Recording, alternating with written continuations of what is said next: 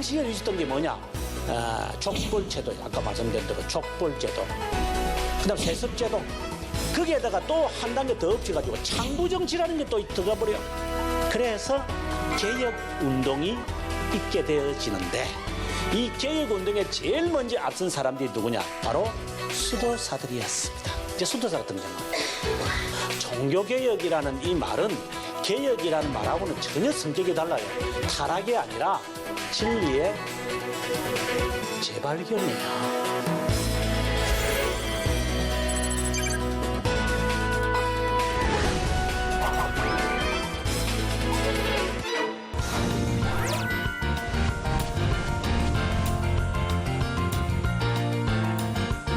122페이지 보시면 왈도파라고 하는 사람들이 나올 거예요. 이분들을 꼭 여러분 아셔야 돼요. 그 보름스에 가보면 그 루터의 그 기념비가 있잖아요. 그 루터가 위에 딱 써가 있고, 그다음에 4명이 이렇게 전 종교개혁자라 이래가지고 4사람이 앉아 있어요. 그 중에 한 명이 바로 왈도라고 하는 사람이 앉아 있어요. 이 사람은 어떤 사람이냐면 12세기 사람입니다. 리옹에서 활동했던 사람입니다. 여기 보시면은 이제 잠깐 여기 나와 있는데, 제일 밑에 줄에 보면 프랑스인 피에로 왈도에 대하여 정확한 기록은 없지만 알려진 바는 리옹에 살면서 부유한 장사꾼으로 사악한 방법으로 재산을 늘렸던 자다. 어느 주일 음유 시인이 무리들과 함께 있는 것을 보았는데 그의 말에 감동을 느끼는 왈도는 그를 집으로 초청하여 가르침을 받게 된다. 부친의 집에서 축복된 죽음을 맞이한 알렉시스의 시를 그로부터 듣게 되면서 심정의 변화를 받게 된다. 다음날 아침 그는 급히 일어나 사제를 찾았다. 사제에게서 하나님께 나아가는 갖가지 길에 대하여 가르침을 받았다. 성경에 나오는 부자 청년에게 하셨던 예수님의 말씀처럼 가지고 있는 것을 다 팔아 가난한 자들에게 주고 예수님의 말씀대로 살게 되면서 완전하게 될 것이라는 가르침을 받았다. 여러분, 이 이야기는 꼭 누구 이야기하고 비슷해요? 프란체스코 이야기하고 비슷하죠. 프란체스코가 이 사람보다 훨씬 뒤에 나온 사람이에요. 그 사람은 13세기의 사람이거든요. 우리 학자들은 그래요. 왈도의 이런 가난한 삶이 프란체스코에게 영향을 끼쳤다. 저는 그렇게 봐요. 저는 왈도를 연구해 봤을 때 저는 그렇게 생각을 해요. 그래서 프란체스코가 뭐 가난해서 뭐 처음에 시작한 게 아니라 왈도라고 하는 사람이 먼저 그 일을 하셨다라고 보는 거예요. 왜냐면은 100년 전의 사람이니까. 충분한 거죠. 그리고 이 사람이 활동들 리옹, 여러분 리옹을 가보시면 알지만 리옹은 알프스 산맥만 바로 덮으면 바로 이탈리아예요. 그리고 이 왈도파들이 나중에 이제 이야기하겠지만 왈도파들이 흩어져서 많이 이렇게 흩어져서 살 때 이탈리아에도 많이 흩어져 살았고 독일에도 흩어져 살았고 프랑스 남부에도 막 흩어져 살아요, 이 사람들요. 그러니까 당연히 영향을 줬다고, 그거는 뭐 증명은 할 수 없지만 거의 비슷하다고 저는 봅니다. 아무튼 그거는 중요한 것이 아니라 이 왈도가 그 다음에 내용을 보시면 1176년경에 자신의 재산을 팔아 가난한 자들에게 다 나누어주고 왈도파 무리에게 동참해서 지도자가 되었다. 그들은 리옹의 가난한 사람들이라 불리게 되었다. 그들이 성경을 읽을 수 없었기 때문에 왈도는 2명의 성직자 친구들에게 부탁해 복음서와 시편과 같은 성경책과 교부들의 책을 라틴어에서 번역을 프랑스어로 번역했어요. 정말 대단한 사람들이죠. 자국어로 성경을 번역을 했어요. 이 사람들이 번역한 것은 아니죠. 예, 번역시켜 달라고 해서 이것을 가지고 이 사람들이 다니면서 복음, 우리가 흔히 말하는 자비랑 선교사예요. 그래서 이 사람들이 막 온 그 유럽에 막 다 퍼져 나갔던 거죠. 자, 이 정도 퍼져 나가면 로만 가톨릭은 가만히 있지 않죠. 그래서 이들을 이제 죽이기 시작해요. 그래서 제가 여기 뭐라고 했냐, 100만 명 가량을 죽입니다. 그러면 지금 우리가 중세 사회에서 그나마 우리가 볼 수 있는 정말 아름다운 모습 우리가 하나 봤어요. 근데 이것만 있는 거 아니에요. 하나 더 있어요. 로마 가톨릭이 시작하기 전에 로마 가톨릭이 이렇게 이제 득세를 하기 전에 있었던 시대가 있었어요. 그게 앞서 우리가 말할 때 지금 8세기에 앞서 제가 말할 때 8세기에 이제 그 위조 문서가 만들어지면서 신송문화 제국이 이렇게 정교 유착을 하면서 성장했다 그랬잖아요. 바로 그 시기에 8세기에 로마 교회가 지금 저렇게 변화돼 가는 모습을 보면서 안타까워하며 글을 쓴 사람이 있어요. 클라우디오라고 하는 사람이 있었어요. 이 사람은 어디서 이제 사제로 활동을 했냐면 뚜르에서 했어요. 뚜르에서 했는데 이 사람이 이단으로 정죄받아요. 이 사람이 쓴 변정서라고 하는 책이 있어요. 우리나라 말로는 번역되어 있지 않아요. 이 사람의 글에 이렇게 되어 있어요. 8세기입니다. 이 사람은 이제 이단으로 이제 정죄받아가지고 뚜르 가서 목회하시다가 죽어요. 이 사람이 이것에서 변정에서 뭐라고 했느냐면 예수 그리스도께서 십자가를 사랑하라고 했지 십자가를 메고 다니라고 했습니까? 당신들은 여기서 당신들이라고 하는 것은 로마 가톨릭 말해요. 당신들은 예수님께서 어부라고 해서 당신들은 배를 사랑하는데 왜 배를 사랑해야 됩니까? 그러니까 형질적인 거죠. 그리고 이방인들을 복음화시키는 것을 누가 마다하겠습니까? 그렇지만 이방의 풍습은 왜 가지고 들어옵니까? 당시에 로마 교회가 만들어지기 전에 이 사람이 살면서 타락해져 가는 교회를 안타까워하면서 쓴 책의 내용이에요. 우리가 이런 걸 보면서 그나마 어두웠던 시대에 종교개혁자들이 바라볼 수 있었던 무리들이 있었구나.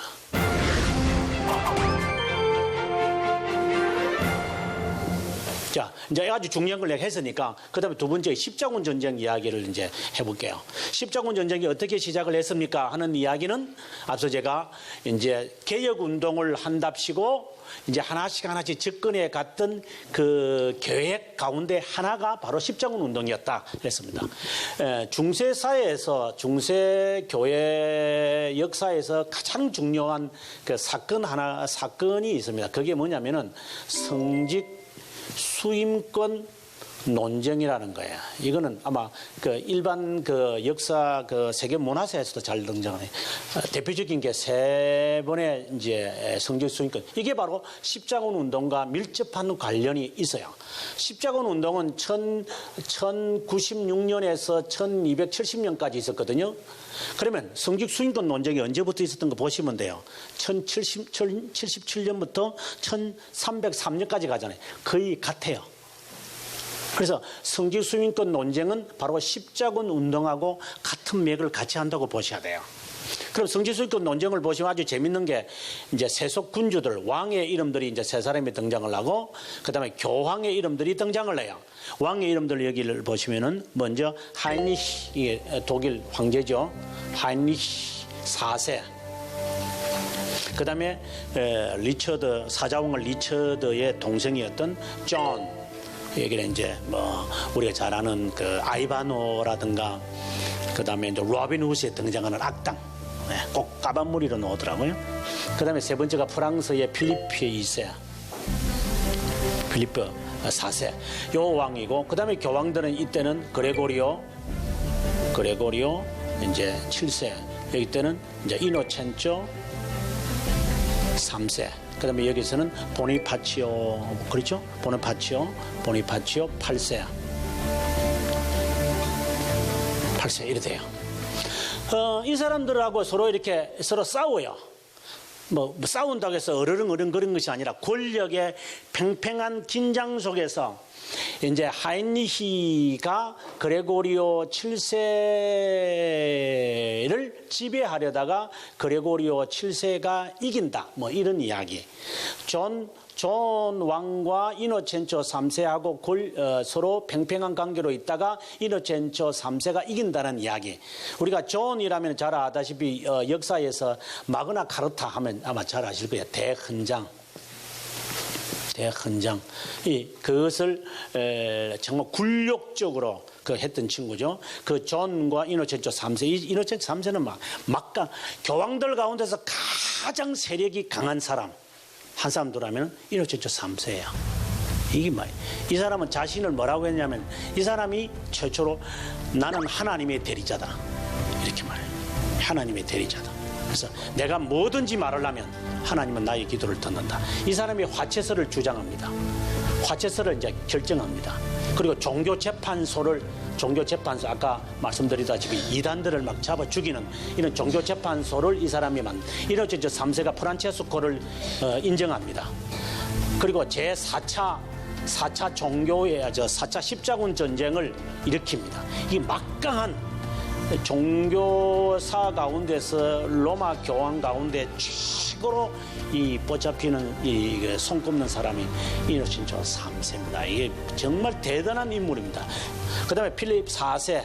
필립 4세는 보니파치오하고 팽팽한 관계를 하다가 보니파치오를 그냥 감금시켜버려요. 그래가지고 파직시켜요. 필립 4세가 보니파치오를 없애버려 그냥. 야, 너 내려와 그냥. 보니파치오 졸지에 알겠습니다. 한단 나가버렸어요. 그러고 난 다음에 이 친구가 로마 교황청을 어디로 옮기는 거 아세요? 로마에 귀찮다. 와. 이래가지고 아비뇽으로 옮겨요.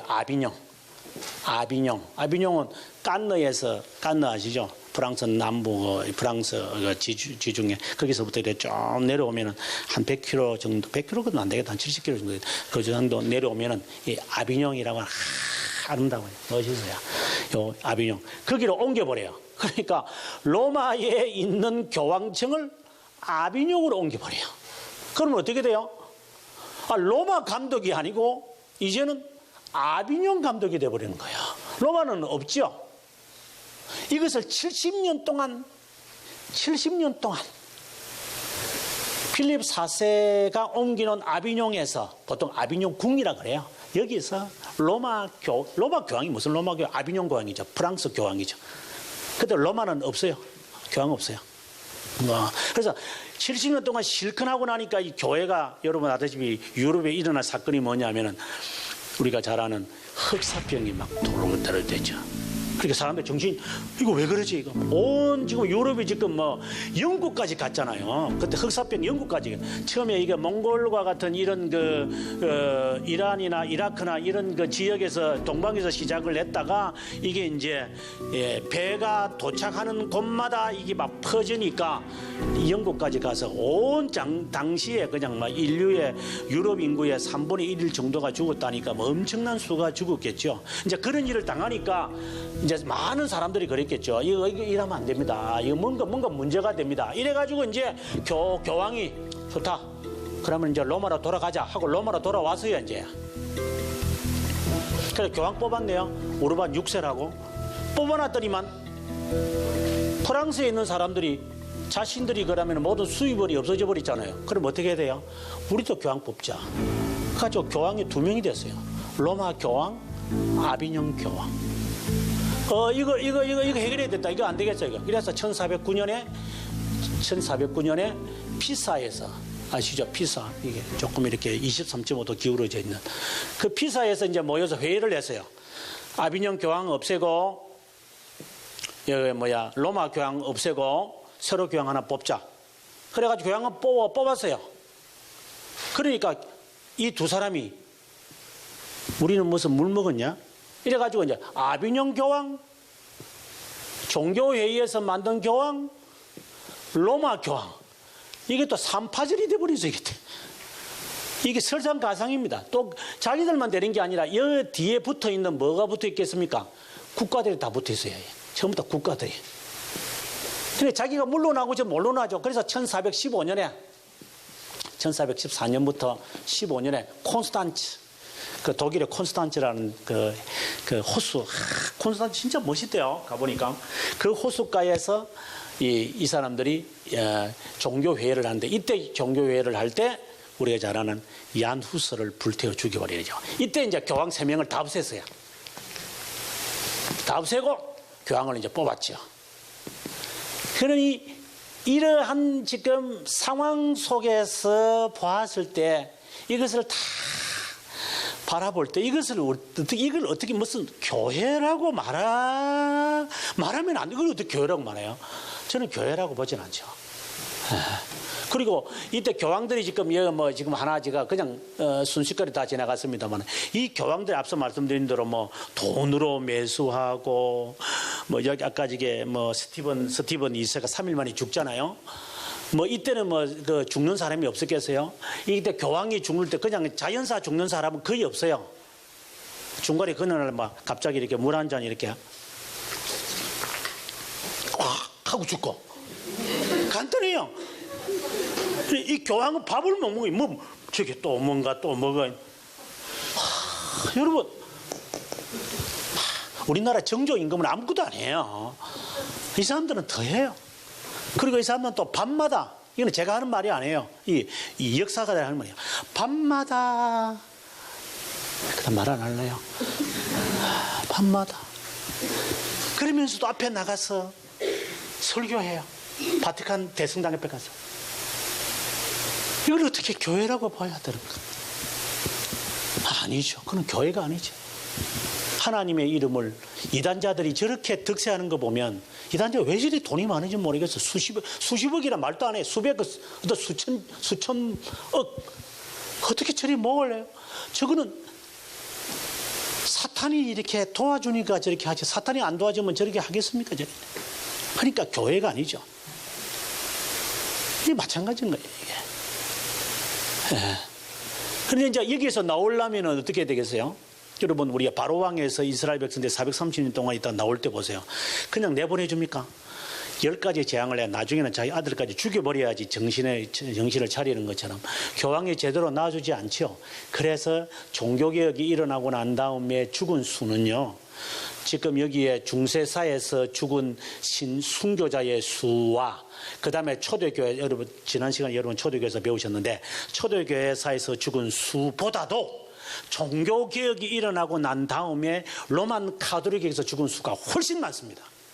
교회는 본래 그런 게 아니에요. 교회는 그저 하나님 앞에서 심판자를 하나님에게 맡기고 그냥 우리는 우리의 삶을 하는 게, 이게 기독교인인데, 이렇게 판을 치면서 기독교인들을 죽이려고 그러고, 그리고 자기들과 다른 사람들 이단으로 해가지고 화형을 시키고, 그리고 권력 싸움에 이렇게, 그리고 수많은 사람들을 십자군, 이제 십자군 운동 이야기하겠지만, 십자군 운동을 이끌어가서 사람들을 30만 명이나 죽이면서 하는 이런 것을 어떻게 교회라고 말해야 되는가? 저는 이거는 교회가 아니죠. 네. 그 다음에 이제 십자군 운동으로 한번 들어가 보도록 하겠습니다.